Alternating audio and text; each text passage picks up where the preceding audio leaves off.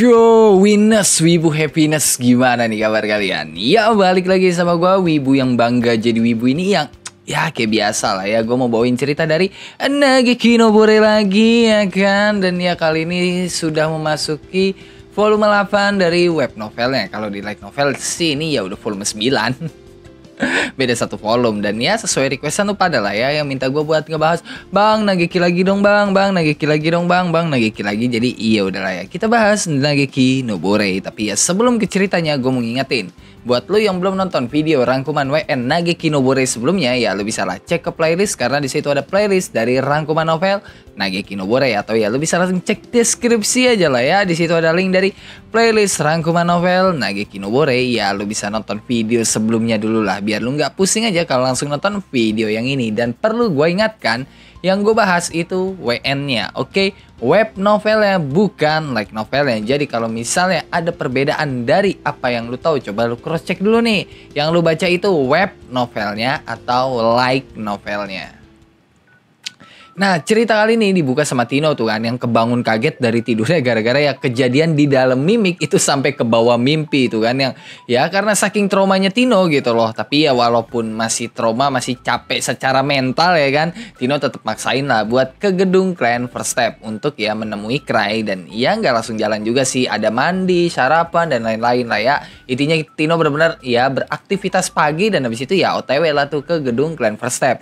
Dan pas Tino udah sampai nih ya di ruangannya Cry buat ngomongin masalah kutukan kemarin, dia malah ngeliat Cry yang lagi ngajarin mimik ngomong sambil megang artefak Ron Ward atau ya artefak penerjemah. Dan ya sebenarnya sih ini bukan pure artefak penerjemah ya, lebih tepatnya sih kayak ngebuat orang-orang itu pada paham tuh sama apa yang lagi diomongin gitu loh, tanpa kita tahu arti dari omongannya itu apa.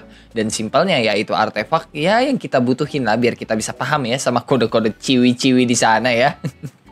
Nah, Tino itu nanyain tuh kan ke Cry soal kejadian kemarin ya kan. Kok bisa Cry sesantai itu, padahal ya dia ini habis ngelewatin masalah yang dimana ya sampai ngebuat ibu kota Zebrudie itu ribut banget lah ngomongin itu masalah. Bahkan ya Cry sampai dapat panggilan wawancara di mana-mana tuh kan, gara-gara ya kejadian ya kutukan Ratu Elf kemarin, yang kalau kata Cry ya urusan itu udah diserahin lah ke Eva yang spontan. Tino ngerasa kasihan ke Eva karena ya bukan cuma satu atau dua orang yang mau wawancara dan ngadain pertemuan dengan Cry, tapi ya banyak banget ya. Cuma Tino mikir, iya mungkin Cry lagi sibuk banget kali, yang diiyain itu kan sama Cry. Iya kok gue lagi sibuk ngajarin mimik ngomong. Ya Tino bingung lah, dia nggak ngerti gitu. Ini Cry lagi ngomongin apa sih? Cuma ya Tino itu menduga kalau kayaknya masalah kemarin belum kelar gitu kan. Makanya ya Tino nanyain lah soal kutukan Ratu Elf, Marinwell sama Kesatria Bayangan kan, yang kalau kata Cry batu permata yang jadi kutukan Ratu Elf itu udah dibawa tuh sama Eliza. Sedangkan Marinwell sama Kesatria Bayangan ya Cry cuma nunjuk ke arah Black Ward 3, artefak pedang terkutuk, dan boneka teddy bear yang pakai liontin artefak terkutuk, terus pakai cincin artefak pengendali kutukan. Yang spontan Tino kaget banget ngelihat 5 artefak terkutuk begitu dijadiin satu set sama Cry ya kan. Lu bayangin aja, Black Ward 3, artefak pedang terkutuk, boneka teddy bear, liontin artefak terkutuk, terus cincin artefak pengendali kutukan itu dijadiin satu set sama Cry. Dan di dalam boneka teddy bear itu ya ada Marinwell kayak yang gue bilang di video sebelumnya. Terus ya di liontin artefak terkutuk itu ada Kesatria Bayangan. Nah, pas Cry sama Tino lagi ngomong-ngomong gitu kan, Liz itu tiba-tiba ngedobrak pintu tuh dan langsung narik Cry buat ikut sama dia. Dan Cry ini belum ngomong apa-apa ya, dan ya Cry spontan panik lah di situ dan langsung ngelempar artefak penerjemahnya ke Tino yang niatnya biar ditaruhin nih sama Tino gitu loh. Cuma Tino mikirnya kalau dia disuruh ngebawain artefak penerjemah itu sama Cry, makanya Tino ngikut sambil nenteng itu artefak penerjemah, yang padahal artefak penerjemah itu modelan kayak ya tongkat sihir gitu loh, staff yang ya lebih gede dari staff pada umumnya. Dan pas mereka jalan nih ya di kota, wah Cry jadi pusat perhatian lah itu, karena ya kejadian sebelumnya tuh. Tapi ya nggak ada yang tahu nih selain Tino sama si Star Fox kalau masalah sebelumnya ya gara-gara Cry gitu loh, yang sembarangan ngebuka kotak kayu dari hook itu gitu loh. Jadi ya niatnya Sister Fox yang pengen jatohin image-nya Cry itu malah berdampak sebaliknya. Soalnya image-nya Cry bukannya jatuh malah makin naik. Ditambah fans club-nya Cry itu makin banyak. Dan ya Cry pas lewat itu ya di kota gitu sambil ya disapa-sapa lah sama orang ya. Cry cuma ngelambai aja gitu loh. Macam idol-idol K-pop lah ya. Ya paham lah ya. Dan ternyata Liz itu nyeret Cry buat ke dojonya Ton yang lagi rame banget tuh. Macam ada ya semacam pertunjukan sirkus mungkin yang pas Cry deketin ya kan ke apa orang-orang yang lagi ngerumunin itu, dia kaget banget dan paham gitu loh kenapa orang-orang pada ngumpul kayak gitu. Soalnya ya semua muridnya Ton termasuk Luke dan Tonnya juga lagi pada jadi batu yang orang-orang kira kalau itu ya cuma sekedar patung doang yang padahal bukan, itu beneran Luke dan yang lainnya gitu loh yang pada jadi batu. Dan yang paling menarik perhatian mereka ya jelas dong patungnya Luke yang lagi dikurung di dalam kurungan monster gitu ya kan, sambil megangin jeruji besi dengan ekspresi marah yang kayak wah lagi teriak gitu. Jadi kayak macam apa ya? Kayak macam monyet mungkin.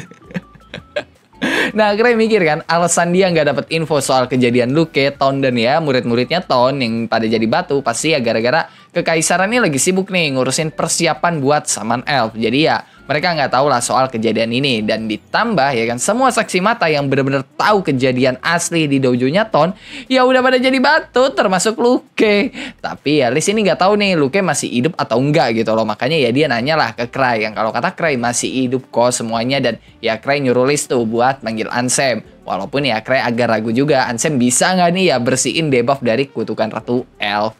Nah, Cry yang lagi ngeliatin patungnya Ton tiba-tiba banget itu nyeletuk. Gua kecewa banget sih ya kan. Katanya Ton bisa ngalahin kutukan kok malah jadi batu. Yang spontan Tino panik lah. Dia takut gitu kan ada yang denger omongannya Cry barusan gitu loh. Tapi ya Cry kayak bodo amat aja. Dia malah ya ngeliatin ke Luke gitu loh. Yang tiba-tiba di situ Tino ngomong kalau dia dengar suara dari patungnya Luke. Ya Cry kaget dong di situ. Dia nyoba mastiin lagi tuh. Dideketin itu kupingnya ke patungnya Luke. Dan emang benar dia dengar suara dari patungnya Luke. Tapi ya Cry nggak yakin ini suara dari jantung apa emang perutnya Luke aja nih yang emang lapar. Soalnya ya kalau Luke dijadiin patung pas kejadian kutukan Ratu Elf sebelumnya berarti udah sekitaran 1 hari lebih Luke belum makan sama sekali. Dan Cry belum engah nih ya kalau Tino itu ngebawa artefak penerjemah tuh. Makanya ya pas Cry ngelihat Tino lagi nenteng itu artefak ya Cry kaget lah. Dia langsung ngambil artefak penerjemah di tangan Tino itu. Yang pas Cry lagi denger ya kan suaranya Luke, tiba-tiba Liz datang. Tapi ya bukan cuma ngebawa Ansem kayak suruhannya Cry. Liz ngebawa semua member Grieving Soul termasuk Eliza. Yang dimana ya mereka pas datang kayak shock banget lah ngelihat murid-muridnya Ton sama Luke yang ya pada jadi batu gitu. Dan ya sebenarnya kalau muridnya Ton iya mereka nggak ngerasa aneh sih, nggak kaget juga. Yang mereka kaget kok bisa-bisanya Luke sama Ton kena petrify. Dan ya udah atas perintahnya Cry, Ansem ngeluarin sihir pelepas debuff tuh yang skalanya AOE lah. Satu dojonya Ton itu ya kena semua lah. Dan ya udah habis itu semua orang yang jadi batu pada balik normal lagi kecuali satu orang. Iya siapa lagi kalau bukan Luke yang bikin Citri sama Ansem panik banget. Dan Eliza ya di sini ngomong lah kalau Luke itu kena kutukan yang kuat banget nih dari kutukan Ratu Elf. Yang pasti ya Luke itu yang jadi target utamanya. Dan yang lain kayak Ton dan murid-muridnya Ton itu ya cuma kecipratan efeknya doang. Jadi ya sebenarnya targetnya Luke doang. Tapi ya karena terlalu kuat Ton sama murid-muridnya pada jadi batu juga. Dan Eliza di sini ngasih saran lah buat nemuin Saman Elf yang ada di Yggdra. Yang spontan ditanyain lah sama Lucia, bukannya udah ada Saman yang diundang nih ya kan ke Zebrudia sama pihak kekaisaran. Yang kalau kata Eliza beda. Saman yang bakal mereka temuin ya Saman Elf yang statusnya itu paling tinggi lah ya, yang gak bakal mau ketemu sama manusia. Ditambah manusia nggak bisa sembarangan nih masuk ke Yggdra. Jangankan manusia, Elf aja ya kan nggak bisa sembarangan gitu loh masuk ke Yggdra. Terutama ya mereka yang udah ninggalin kampung halaman Elf kayak Eliza, Lapis, Chris dan ya elf-elf yang ada di member Starlight gitu loh. Yang bisa dibilang Yggdra itu ya wilayah suci bagi elf lah ya. Tapi ya berhubung mereka punya Spirit Stone yang jadi tempat kutukan Ratu Elf, ya mereka pasti diizinin lah buat masuk ke Yggdra. Dan Cry itu setuju sama sarannya Eliza untuk ngebawa patungnya Luke ke Yggdra. Tapi ya teman-temannya Cry, bahkan Eliza itu bingung gitu loh ngeliat Cry yang kayak biasa aja padahal Luke udah kena petrify yang kuat banget begitu, yang kemungkinan ya bisa bikin Luke mati. Tapi ya Cry cuma ketawa aja soalnya ya kan Cray megang artefak penerjemah nih. Cray itu dengar gitu loh suara Luke lewat artefak penerjemah itu yang teriak-teriak, tebas kutukan, tebas kutukan, tebas kutukan. Setelah itu cerita berpindah ke Cray itu kan sama Eva yang lagi ada di ruangannya Cray, dan dia lagi ngebahas soal Cray sama yang lainnya yang bakal pergi ke Yggdra. Dan Eva itu ngasih tahu kan ke Cray kalau Cray ngebawa informasi dari Yggdra yang nggak pernah dimasukin manusia, pasti ya Cray itu bakal langsung dipromosiin tuh jadi hunter level 9 yang spontan. Cray panik lah karena ya dia ini nggak mau naik level gitu loh, dan dia juga nggak mau musuhan sama elf karena ya kalau sampai Cray ngebocorin informasi soal Yggdra, udah pasti Cray bakal jadi inceran elf, terutama ya yang asalnya dari Yggdra itu. Nah, Cray itu kan kepikiran ya buat ngajak Eva, tapi ya jelas dong ditolak sama Eva. Dia cuma pegawai kantoran bukan petarung gitu kan. Yang ada ya kalau dia ikut cuma jadi beban doang, yang padahal ya niatnya Cray kenapa dia pengen mengajak Eva biar ya ada yang bisa negosiasi dengan aman lah gitu loh. Soalnya ya yang biasa negosiasi kalau nggak Eva ya Sitri, tapi ya Sitri negosiasinya kan terlalu ekstrem gitu loh, yang kadang ya bisa nimbulin konflik yang tidak diperlukan. Terus Cray itu juga ngomong kan kalau dia ini pengen ngebawa party Starlight tuh kayak Lapis, Chris dan yang lainnya. Yang kalau kata Eva mereka lagi di luar, nggak tahu baliknya kapan. Yang pas banget Eva kelar ngomong gitu, tiba-tiba pintu ruangannya Cray itu didobrak gitu kan sama Chris yang bajunya udah belusu banget kayak gembel sambil ngebawa tas gede. Dan pas masuk itu udah jelas dong Chris langsung ngomel-ngomel gitu loh, soalnya ya dia dapat kabar dari Franz kalau Cray itu ya bisa nemuin Spirit Stone yang mereka cari selama ini. Maksudnya ya batu kutukan Ratu Elf, yang dengan santainya Cray ngomong batunya udah gue kasih itu ke Eliza. Dan Cray ngomong gitu sambil nunjuk mimik kan. Ya Chris bingung dong, cuma ya tiba-tiba tanpa babi bu mimik langsung nelen Chris yang spontan. Eva panik lah, dia langsung nyuruh Cray tuh buat ngeluarin Chris, tapi ya Cray kayak bodo amat aja, udah pikiran dia lagi kemana-mana gitu kan. Terus tiba-tiba Chris masuk ngomel-ngomel begitu, ya Cray gedek juga lah ya. Nah, nggak lama member Starlight termasuk Lapis itu datang tuh kan ke ruangannya Cray sambil nanyain soal batu kutukan Ratu Elf. Kok Cray bisa-bisanya dapetin Spirit Stone kutukan Ratu Elf pas mereka lagi keluar? Yang Lapis yakin kalau itu semua emang udah direncanain tuh sama Cray biar ya Cray bisa dapetin Spirit Stone itu. Yang jelas langsung dibantah sama Cray. Dia ngomong ya kalau itu cuma kebetulan doang kok pas Lapis sama yang lainnya lagi keluar. Cuma ya Lapis nggak percaya dong. Lagian ya member clan First Step mana gitu loh yang percaya kalau Cray bilang kebetulan. Nggak ada, semua orang di clan First Step, bahkan ya semua orang yang kenal sama Cray yakin nggak ada kebetulan kalau udah nyangkut sama Cray. Pokoknya kalau udah ada sangkut pautnya sama Cray itu tidak ada yang namanya kebetulan, dan itu diyakini sama semua orang yang kenal dengan Cray. Di lain tempat, semua member Grieving Soul kecuali Cray ya dan Luke yang ya masih jadi batu itu ya mereka lagi ngomongin soal batu kutukan Ratu Elf, dan mereka bingung kok batu kayak gitu bisa-bisanya sih ada di ibu kota Zebrodia gitu loh. Terus mereka juga muji Eliza tuh yang berhasil ngeberhentiin kutukan Ratu Elf, yang dengan datarnya Eliza ngomong kalau itu karena rencananya Cray. Maksudnya Eliza mikir kayak gini, Cray tahu nih ya kalau Eliza bakal datang nih, makanya Cray itu sengaja ninggalin Mimik di dalam ruangannya biar Eliza bisa ditelan sama Mimik pas Eliza ngebuka Mimik. Dan karena Eliza ini seorang thief ya kan, emang udah nalurinya dong ngebuka peti harta begitu. Dan pas tahu Eliza udah ada di dalam Mimik, ya Cray baliklah ke ruangannya dan masukin kutukan Ratu Elf ke dalam Mimik biar bisa face to face sama Eliza tanpa ada gangguan sama sekali. Ya Eliza mikirnya begitulah ya soal Cray itu. Terus mereka juga mulai ngomongin tuh kan soal kutukan Petrify yang Luke dapat, yang mau nggak mau ya harus dibawa ke Saman Elf tingkat atas yang ada di Yggdra, atau bahkan ya menemui keluarga kerajaan Elf yang ada di Yggdra tuh, karena ya kutukan yang Luke dapat itu ya kutukan yang penuh akan dendam dari Zero atau Ratu Elf terdahulu. Jadi ya nggak gampang gitu loh buat ngilangin kutukan yang didapat sama si Luke itu. Nah, balik ke tempat Cray, dia sekarang lagi mikirin nih artefak mana yang mau dia bawa gitu loh ke Yggdra. Dan ya Cray itu sampai ngeliatin semua artefaknya satu persatu gitu loh. Tapi ya karena pusing artefak mana yang pengen dia bawa, soalnya ya banyak banget kan artefak dia. Akhirnya dia nyuruh Mimik buat ngebawa sebuah artefaknya yang ya totalnya ada 500 lebih itu gitu loh. Dan ya udah habis itu muncullah tuh tangan dari Mimik, dan ya tangan itu ngambilin dah tuh satu persatu artefaknya Cry ya kan, terus ditelenin lah sama Mimic. Cuma ya Cry itu langsung nyuruh Mimic berhenti pas Mimic pengen nelen artefak Black Frame Saddle, atau ya artefak pelana atau ya kursi tunggangan yang nggak bakal lepas setelah dipasang. Dan Cry itu mikir ini artefak nggak bakal guna juga gitu loh kalau dibawa. Tapi ya pas Cry ngelihat Mimic, dia jadi dapat ide yang menarik tuh kan. Yang ya udah Cry ngurus tuh semua artefaknya. Yang pas sudah kelar, Cry keluarkan dari ruangannya dan bikin semua orang yang ada di gedung Clan Versailles pada melongo, shock, dan iya gimana gitu kayak hah.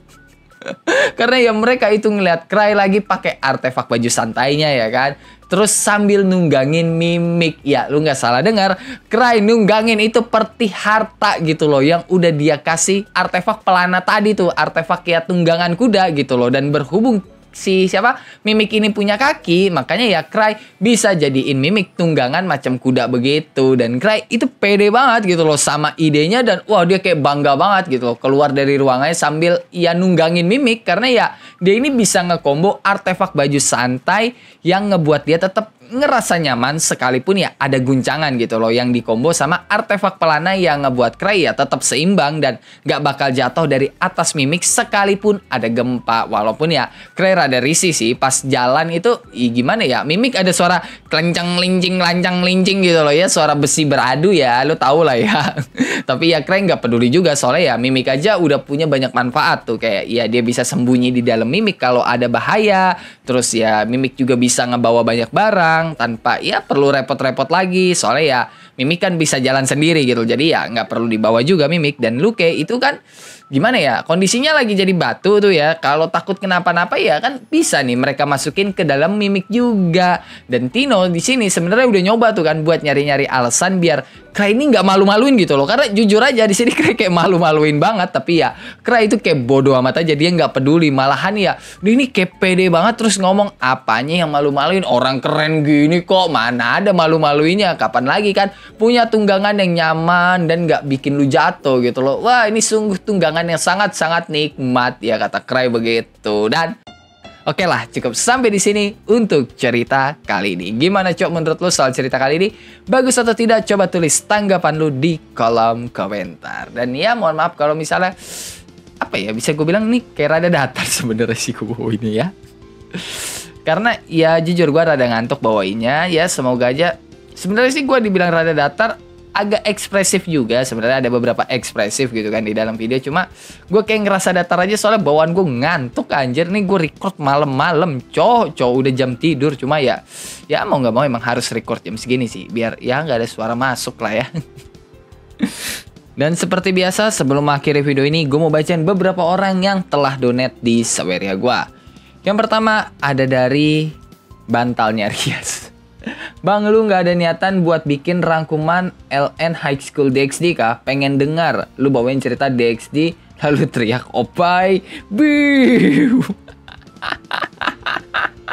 Udah pernah gue bawain cerita rangkuman itu ya DxD ya, tapi itu udah lama banget kayaknya, waktu apa ya, waktu gue belum bisa nge-storytelling seperti ini ya, bawaannya ya belum nyantai gitu, masih kayak apa ya baca teks banget lah ya storytellingnya. Udah lama banget, itu pertama kali gue bangun channel ini tuh ya rangkum WNDXD. Terus kedua dan ketiga nih langsung gue gabung aja ya dari pendengar. Bang, lu lebih suka gue kasih donasinya per satu season atau langganan member? Ya seenak lu aja sih, gue mah bebas lah, lu mau ya langganan member, lu mau satu season ya kan, atau ya lu nggak ngasih, yang penting ya jangan cekip-cekip iklan ya kan, yang penting ada dukungan buat gue ya it's okay aja. Gue tidak memaksa Anda untuk donate, gue nggak memaksa Anda untuk berlangganan ya kan, yang penting ya ada support lah ya dari kalian buat saya untuk terus melanjutkan ya konten-konten seperti Nageki no Bore ini ya guys ya. Itu aja sih ya.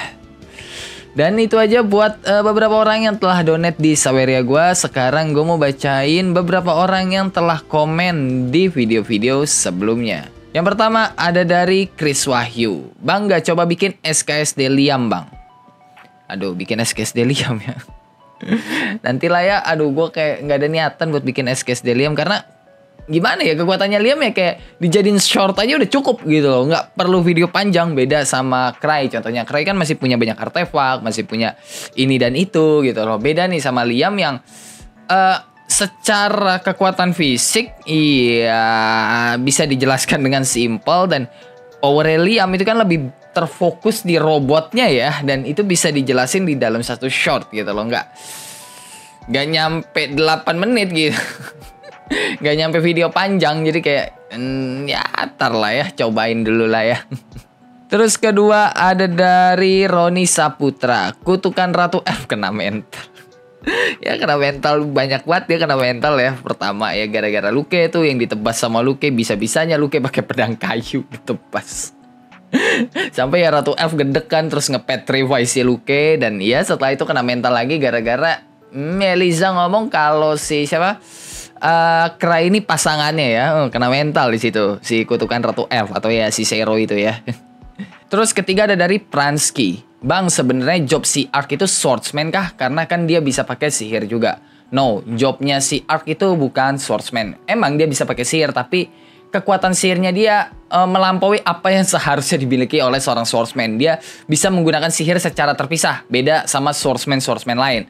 Jobnya si Ark itu magic swordsman karena dia bisa ngelempar sihir dari pedangnya, dari tangannya. Intinya ya benar-benar magician kayak Lucia gitu. Cuma ya secara kapasitas mana ya beda. Makanya ya jobnya Ark itu bukan swordsman tapi magic swordsman. Salah satu job paling langka yang ada di Nageki no Bore. Makanya ya Ark dibilang sebagai ya seorang jenius gitu, karena iya sejauh ini yang jobnya magic swordsman cuma Ark doang.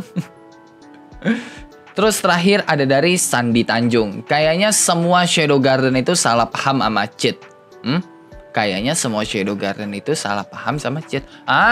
Maksudnya tuh semua member Shadow Garden pada salah paham sama cheat. Iya benar ya. Semua member Shadow Garden emang pada salah paham semua sama cheat gitu. Lebih tepatnya sih ya ke Shadow ya, karena yang tahu cheat itu Shadow ya cuma Seven Sets, terus Victoria sama iya Sinu, udah sisanya nggak ada yang tahu gitu. Palingan ini pada tahu deh, bawahan-bawahan Gamma yang ada di Mitsugoshi ya pada tahu. Jadi sebenarnya nggak banyak sih yang tahu kalau cheat itu Shadow. Ya sedikit lah harusnya yang tahu ya, karena informasi soal cheat itu Shadow itu benar-benar harusnya menjadi suatu informasi rahasia di Shadow Garden ya. Dan ya itu aja lah buat beberapa orang yang telah komen di video-video sebelumnya. Yang kalau lu juga punya pertanyaan, pendapat, saran, requestan atau bacotan-bacotan gak penting lu pada lu bisa tulislah di dalam kolom komentar. Kalau lu suka sama video kali ini lu bisa tekan tombol like. Kalau lu gak suka lu juga boleh dislike. Gue gak maksa lu kocok buat nekan tombol like. Dan jangan lupa buat ngopi hari ini. Sampai jumpa di video selanjutnya. Bye bye.